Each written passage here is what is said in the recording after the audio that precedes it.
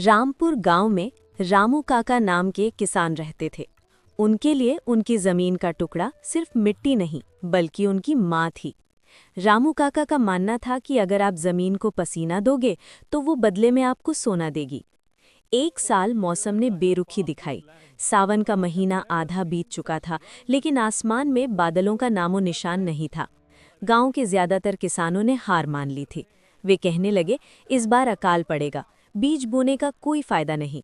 लेकिन अरे रामू काका देखो, नहीं रुके। रामू वे काका रोज क्या कर सुबह रहे सूरज हैं? निकलने से पहले अपने बैलों को लेकर खेत पहुंच जाते। लोग उन पर हंसते, काका सूखी मिट्टी में हल चलाकर क्यों अपनी जान खपा रहे हो। रामू काका मुस्कुराते और कहते, मैं अपना कर्म करना छोड़ दूं तो बादलों को बरसने की याद कैसे आएगी। मुझे अपनी जमीन पर भरोसा है। वे कड़ी धूप में कुएं से बाल्टी बाल्टी पानी भरकर छोटे छोटे पौधों को जिंदा रखने की कोशिश करते रहे। उनके पैरों में छाले पड़ गए, शरीर थक कर चूर हो गया, लेकिन उनकी आंखों की चमक कम नहीं हुई।